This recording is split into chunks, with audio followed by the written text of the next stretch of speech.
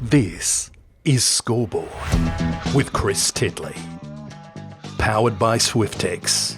Where can crypto take you?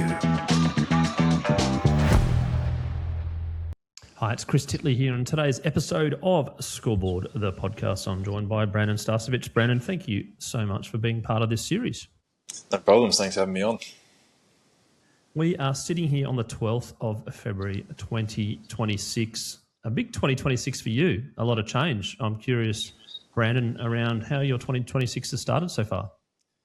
Obviously a big move, or the end of 25, and it's been really good to be back in Perth, around familiar surroundings, family, friends, and the change has been nice for me. I think it's been good. New football club, new faces. Really enjoyed it so far. And the familiar faces and familiar places, etc., has much changed? Is there any distinct differences to Perth and the surroundings? There's a few new buildings here and there, but other than that, not much has changed. In the 8 or so years I was away, but sort of pop back in every now and then and see new things pop up. But all the people and all that are pretty similar. What about the coffee, mate? Brisbane versus Perth? I probably haven't done a whole lot of exploring. I can't too early to compare, but I think it's probably pretty similar. It's not. I think the only place you can say can compare coffee to is Melbourne. So I think pretty on par. Yeah, mate. And the move back to Perth after such a long time in Brisbane and such a long time in big moments and big games in footy. Can you talk us through the thinking around that and also the process in your brain? Yeah, so obviously end of end of 2024, I was coming into the contract, end of my contract the next year. So I thought, it'd be a good chance to maybe explore. I'll be a restricted free agent, but explore, that side of the industry and see what else was out there. I think, I'd put myself in a position where I gave myself the right and deserved to do it. So, it's just a good opportunity to see what else was going on. And I really enjoyed my time in Brisbane. It was going to be hard to leave, but the pull to come back home to Perth has always been there. It's probably mainly driven by Mum. She was a big factor in it, but it was. I really enjoyed the whole free agency process. Obviously, very different, but the decision to come back is more of a personal. What was best for me going forward.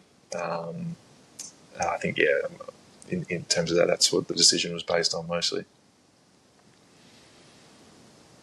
Yeah, no, and then with that 1 year in mind last year, with the games that you played, did you sense that maybe there was a little bit more freedom and maybe the pressure was off a little bit, I suppose, from a playing point of view, or did it not matter at all being in the back of your head that maybe you've only got one more year left?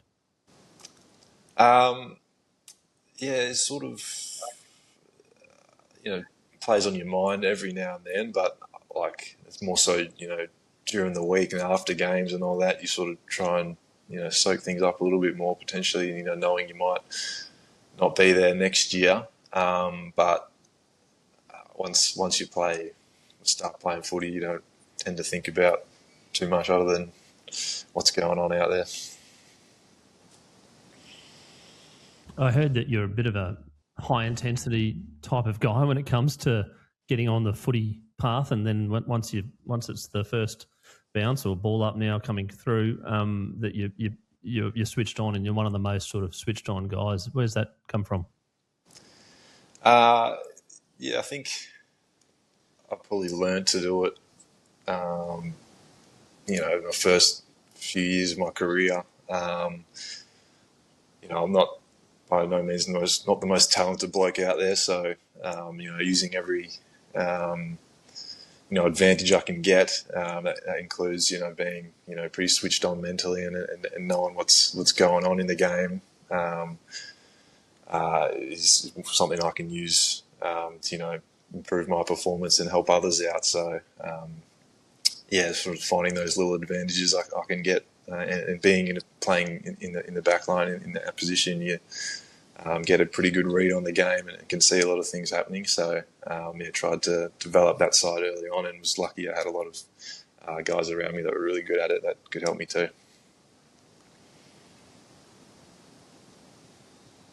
When you come up against, or you've got an opponent that's well known, and you're doing your study during the week, how much is spent on that opponent versus the team? And then have there been instances where you've lined up ready to mark someone and all of a sudden there's a late injury and there's a switch around and you're like, oh, I don't have too much research on this person? Process during the week. Usually find out pretty early during the week, and as my career went on, and I sort of just knew it was coming, and just sort of did the work myself before I even got the tap on the shoulder. But so during the week, probably spend an hour, maybe two, in front of a computer just watching the opposition players, most recent games, and the last couple of years it's been more of a reminder. I've got that, I've got a knowledge bank now of most of the guys that I've played on. So, but early days it was sitting down and watching games, and then sitting down with the line coach, who was Murray Davis, early on, and taking some notes from him, and that would sort of make me feel as prepared as possible, especially as a young fella coming in, trying to play a role. You do everything you can to when it comes game day, you can rest easy knowing you've done all the work. And the second part of the question was the late sort of changes. Mix up, like if something, all of a sudden something goes to plan, or completely wet, or surroundings that you can't control. So it's happened maybe a couple of times where maybe there's a late injury or pulled out, or not playing. This guy's playing a different position or whatnot, and you find yourself matched up on someone else. But in that sense, you just sort of rely on whether someone else has done the homework during the week, tap them on the shoulder before the game. But knowing you've done everything you can to prepare for whatever, it holds you in good stead regardless. And when those things happen, it's, you sort of quickly move on and do your best in the moment. When it comes to big moments, big pressure games, a lot of spotlight, how do you process them versus a regular season game? I think early on you get involved in the hype, and you've not played many games, so the big ones feel very important. You're playing in front of 95,000. I can get to you a little bit, and then sort of once you do it a few times, you start to begin to appreciate it, and there's no point hiding from it. It's a big game.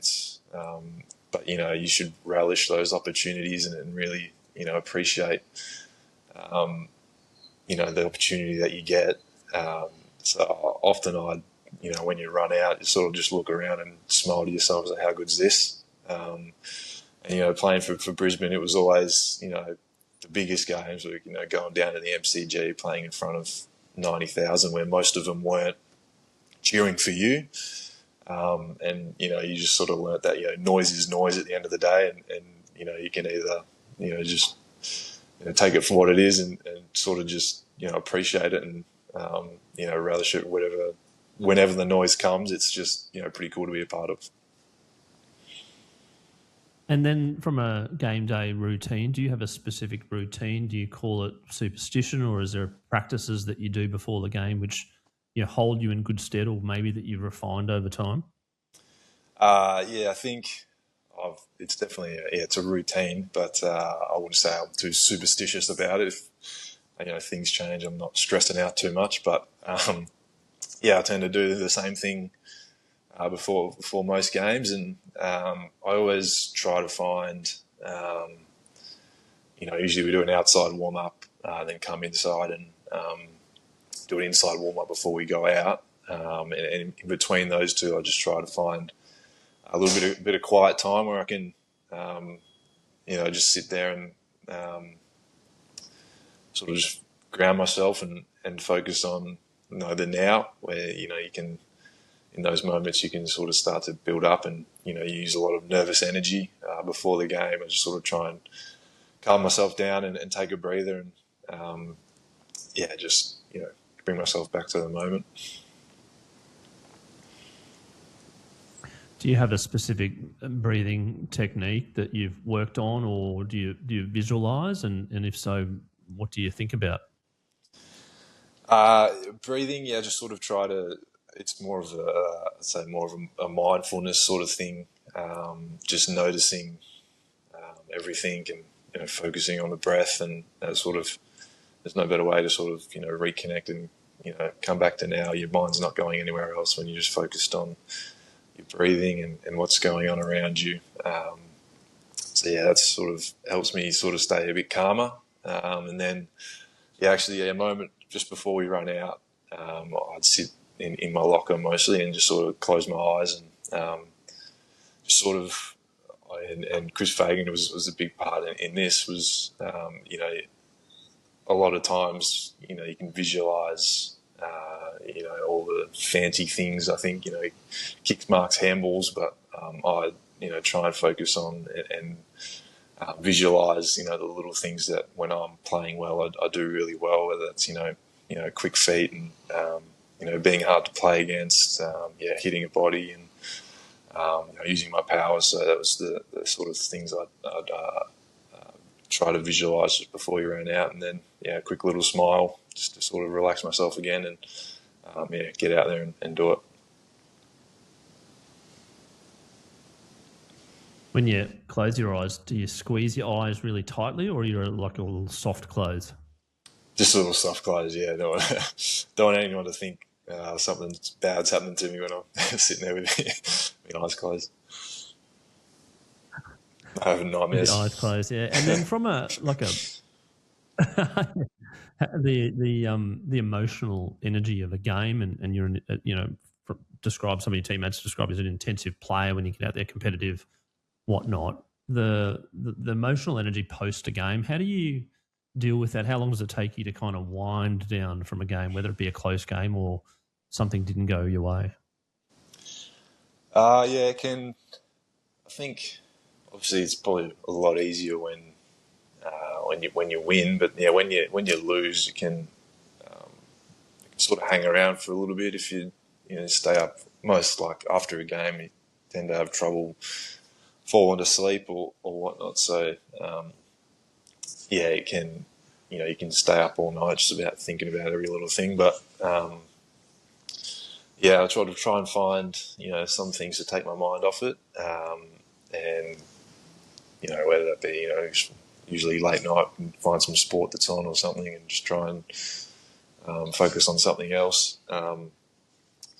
It's a real skill, I think, no matter win or loss, to try and put it behind you. It can be when you're around the boys after the game, it's important to you can celebrate the win and enjoy the moment a little bit, but it's trying not to ride the wave too much of football and the pressure that can come if you're losing or even when you're winning as well. So it's trying to stay as even keel as possible. Yeah, no, I've heard the goldfish mentality talk about a lot in terms of move on, but it must be tough with the big moments, the pressure moments, and maybe in the change rooms after a close loss. I'm curious more than anything on how long that takes to kind of, you don't go to sleep that night because you think, I should have done this, should have done that, a little bit of regret, maybe some feedback saying, Brandon, I know. But then when does it come to like, okay, that's gone. Is it Sunday afternoon or is it Sunday morning or is it Tuesday during the week? It can probably hang around for a while until, like, I always tried every game, no matter what, sit down with the line coach and run through your tape and see what happened. And,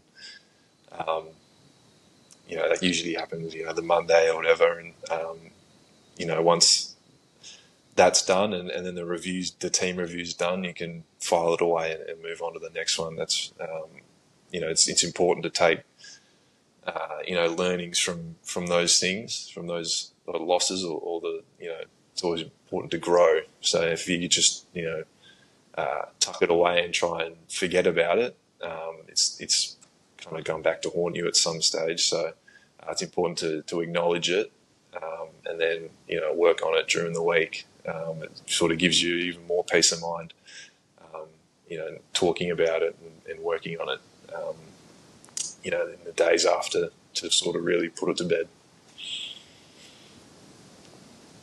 Mate, you've had a couple of setbacks with injuries, etc. I'm curious. It sounds like you're an ultra competitive sort of person. How did you cope with not being on the pitch, and then the mindset shift to wanting to get back out there and doing everything possible to kind of compete, versus in the back of your mind going, "Oh, I've still probably got another 6 weeks or 4 weeks out," etc. Yeah, I'm not a very good watcher, so yeah, missing out on games is tough. Sitting on the sideline, and especially when I was at the start of this year, the start of last year, 2025, I missed a bit of time. The Lions probably weren't doing so great, and leaving it late to sort of kick into gear and finish games off. I was having a bit of a tough time watching that. But yeah, it's once you get, spending time in rehab, the more you do it, the more I need to do everything I can in these sessions where I'm, one-on-one with a bike or an assault bike, the grinders, all that stuff, doing swims. If I can do everything I can to, when I come back, I've done everything I can to be in the best shape possible, because there's nothing that compares to a game of footy in terms of the conditioning stuff. So you can do all the work you want in the gym and out on the track, running laps. It doesn't compare to, what happens on a footy field. So I was just doing everything I could to make sure I was in the best condition to have an impact when I did come back onto the field. And Brandon, looking back at 2025 with that setback, but then what happened to the Lions and the team, and to go back to back and to win a premiership, a bit of a, I suppose, from a goal point of view, at the start of the year, you would have loved to have played every game, but at the end you ended up winning a flag at, second time back to back. How do you go about sort of visualising goals individually and team, and the combination of both in your head, and then now looking forward to 2026 when it comes to goals? So I'm not a huge goal setter, long for individually, but always trying to get something out of each day is mainly how I go about it. Whether that's just ticking little things off, and obviously I do have sort of big goals that I'd like to achieve, but at the end of the day, my goal really is to play my role as well as I can, so that's doing that hour of prep, watching an opposition player, or getting in and doing extra recovery or whatnot. So those are the sort of the mini goals I probably set myself each day that can contribute to the team success mostly. And then sorry, you keep going. I was going to say, just for 2026, it's pretty similar.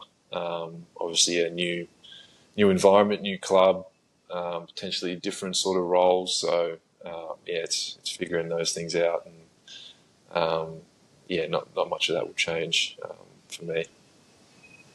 Yeah, I was just going to touch on that, and figuring it out in your role within the team, and maybe what the team needs of you or the coach needs of you versus what you may have had in Brisbane? That might be a little bit, some, I wouldn't say teething problems, but certainly some adjustment. Yeah, definitely. And I've, sort of encountered that over the pre-season when, we just start doing our match sim stuff. It's a different brand of footy. It's a different ideas, different, players playing with. So, learning to play with them and, what they're good at and how I can fit in has been a big part of my first few months here at West Coast. So, figuring those things out has been a big part of this pre-season, and no doubt it will continue into the year, and I'll still be trying to figure a lot of those things out as we go. And mate, away from training and game day, what's been taking up a bit of your time off the field? I always like to talk about people's hobbies and projects off the field. What are you up to? So just this year, starting a little family-run business with a couple, or Craig and my cousin Jackson. It's probably leaning into the business side of the world, and is a bit different for me. And what we're trying to do, it's called Club Scout. It's trying to solve a problem that is prevalent in local footy at the moment, and hopefully that can have an impact on players and clubs, and really help them out. And when it comes to Club Scout, and I've seen a couple of Instagram, etc., what's the premise around the problem that you're solving I suppose in a simple explanation, going back to grassroots sport, which I love? So it's a platform where players can get evaluation. Local football players get evaluation on how much they're worth, and then on the other side for footy clubs, it's helps them in their recruiting space and do it efficiently using actual data instead of reputations and a bit of guesswork that can be involved at the moment. Yeah, I'd imagine that there's a fair bit of guesswork when it comes to recruiting for clubs, and as a player going through various systems and various clubs, how do you think that would sort of resonate with you as a player, getting a score and then maybe having some clubs approach you, and how that may change your confidence? Yeah, so even going through the free agency stuff last year, I think it can sort of relate back to that, where players, you don't fully know what you're actually worth, and at the top level we've got managers and agents who got their finger on the pulse with all that, but at the lower levels, you don't have access to that stuff. So, being given the data and a number, really creates great opportunities for local footy players to maximise their careers, and it's built a formula that gives them per game values, and it's not built off like the hype. It's a lot of data and numbers have gone into it, so that players really know what they're actually worth, and can take that back to their clubs, and whether that their own clubs, or go out and look for other opportunities. Yeah, no, for sure. Excellent. And then I've had the privilege of interviewing your Uncle Craig from Switzerland the other day. Do people get confused that he's your dad and all that sort of stuff? Does that happen quite a bit? Yeah, it still goes on a little bit. How does it going working with your dad, uncle, and your cousin? It's been good. It's great. It's really, it's probably a good way to get into the business side of things with family. Sort of makes that a bit easier. And obviously, with this platform, Craig's obviously been involved in football for a long time, and then Jackson's played, has played a lot of local footy and has seen, the problem firsthand. Working with those two is going to be really good, and it should run smoothly, hopefully. There you go. Club Scout. We've got Craig being the coach and also former player with a few grey hairs. You've got Brandon with no grey hairs currently in the AFL system, and Jackson who's experienced the club system through and through. So, the skill sets and capabilities and experience there. I wish you all the best, and hopefully we can support Club Scout when the best we possibly can. Now, when it comes to sponsors and also outside interests, we've also got a sponsor here. Club Scout's not a sponsor. Maybe Club Scout could be a sponsor of Scoreboard in the future. We shall see. But in the meantime, we do have a major sponsor in SwiftX. SwiftX is Australia's most trusted cryptocurrency platform with over 1.5 million users in Australia and New Zealand. And previously to that, I was saying 1.1. It's grown rapidly. And as part of their partnership, we do a little segment called the SwiftX Bucket List. And that's a bucket list sporting event, Brandon, that you haven't attended live that you'd love to attend thus far. There's certainly a couple that jump out. One that just gone, probably the Super Bowl, would be pretty cool to go to. And then also probably like to go to the Masters and watch. Yes. Did you watch it last year with Rory? Yes, I did. I was very keen on it. Walking down 18 on the final day would be pretty cool. Are you a golfer? Play a little bit of golf. I'm not very good, but I enjoy it. And then the Super Bowl, my kids have been listening to the halftime show quite a bit, and the entertainment, the theatre. I saw Ali Anderson actually from the Brisbane Lions women team was posting from there, so she got a Guernsey this year to the Super Bowl. Would you have any preference of teams playing or just wherever and whenever? I am a LA Chargers fan, so ideally go watch them playing one. As for location, I don't really know. I think Vegas and maybe one in Florida would be pretty cool. But I don't know. No bias, nothing. I just would like to get to one. And then you've got they've got the NFL coming out here this year, and then some suggestions it's sort of September or even October. There's going to be a bit of a build-up, I suppose, when it comes to finals footy, and I don't think they've named a date yet with the NFL. What do you think about the NFL coming to Australia, sort of just towards the peak, or maybe just after the AFL footy finals series?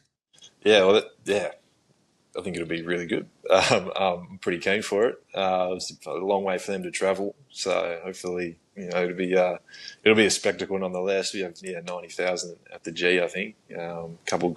Two very good teams coming over, so that'd be pretty cool. Be one hell of a tailgating party. I reckon the whole precinct will have slash barbecues and food trucks, etc. So should be a good outing. Now we've also got another sponsor in PocketSmith, and PocketSmith is the personal finance app for the household CFO, the one keeping the budget in check, paying the bills and kicking goals. Over 80,000 Aussies use PocketSmith to track their spending, see their net worth and plan ahead. And we were just talking about value and scores and agents, etc. When it comes to money flowing around the place with the business of sport, Brandon, I'm curious, are you the CFO of your household? Are you a budgeter? Not a huge budgeter. Try and stick to a weekly sort of amount, but more so if I'm, saving up for a holiday or something later in the year, I'll, try and put some money away for that. There you go. Check it out, PocketSmith, and it can do some categorization and all that sort of stuff, and you can even have allocated savers for holidays, etc., etc. Now, I am also curious about your favourite all-time sporting moment, and you've had a few recently that involve yourself and your team, but I preface this as this does not involve you. It's something that you could watch 10,000 times over. Brandon Starcevich, your all-time favourite sporting moment. Yes, tough one.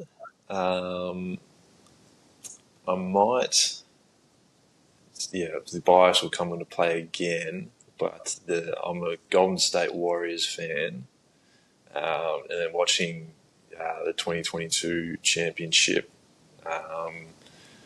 sort of Against Boston. yes, yeah.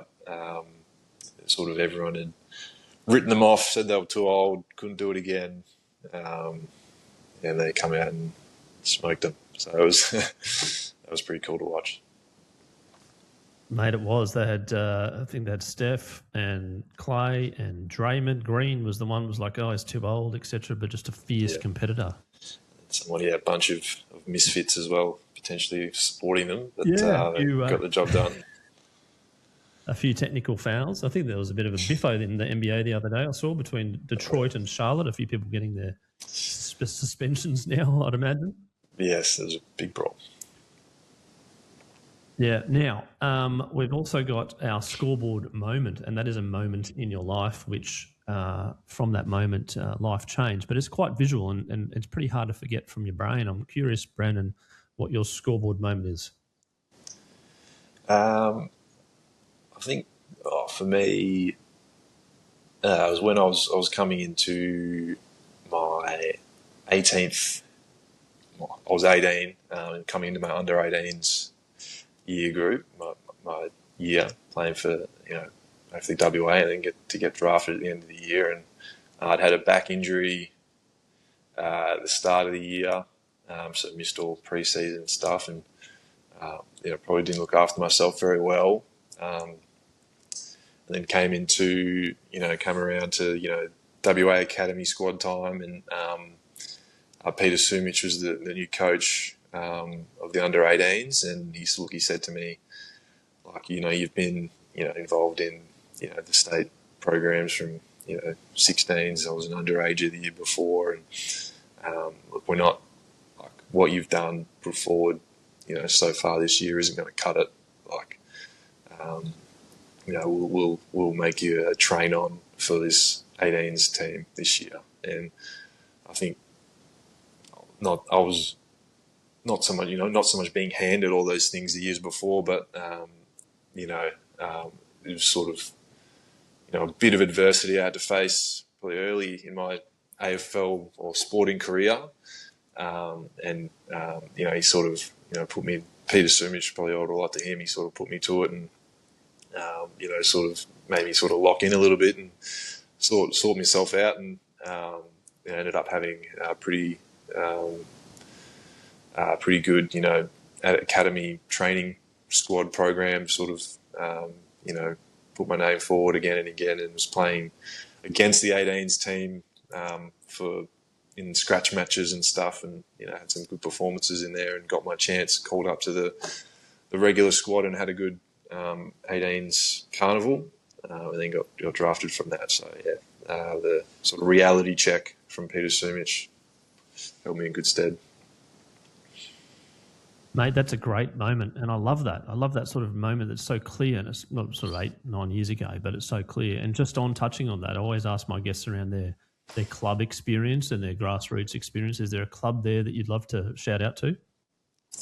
So Mount Lawley Inglewood Junior Footy Club played on my Auskick up till I think it was 15 or 16. A lot of friends, a lot of good memories down there, kicking the footy around, and it got me pretty much to where I am today. Mate, that's brilliant. Now, I've got a couple of rapid-fire questions to finish. You're going to come out and suit up against the Brisbane Lions this year. Who do you want to mark? What do you want to say to them? And what's the battle going to be about? Yeah, I don't know. There's a few mind games could be played there, potentially, if I maybe head over to Kai and sort of try get in his head, or go to Charlie. Could also get in Kai's head because he probably wants to be the best forward in that forward line, and if I didn't go to him, you might think he's not. So there's a few different levers we could pull there to try and ruffle some feathers, but I don't know. I'll take any of them. I've got some good history playing alongside them at training, so it'll be good fun. Good fun and a good battle. You'll fire up for that game, you reckon? Oh yeah, absolutely. You always hear about players playing against their old sides, and the week's a bit different, so it'd be interesting to see how it all feels. But yeah, no doubt it'd probably be a bit strange, but it'd be pretty cool to see those guys again. And when you come back to the Gabba and they read your name out, what do you think the crowd would want to do? Like, I'll be clapping, but what do you hope for? If they just ignore it, that'd be great. I'd probably just don't do anything. No, but whatever they choose to do is fine. I don't mind. There you go. 2 more questions. Your name spelt backwards. Have you ever done it? Oh, I can't say I've done it. Do you want me to? Should I give it a go? Yeah, give it a go, mate. Yeah. There you go. HCIVECRATS,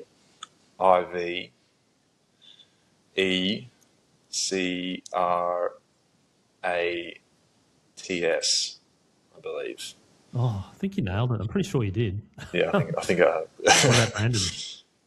It's the Nod Nub. There you go. NOD. Oh, yeah. NARB. No, that's an easy one. You did that Done one. that a few times. Yeah, done that a few times. Now, one final question. I normally ask some advice to give to kids that want to play footy or live in your shoes and play AFL for a living. But I'm also going to ask. Well, I'm not going to ask that actually. I'm going to ask what some advice that you could not give them. Something that you maybe have done that you were like, okay, I probably wouldn't go down that path.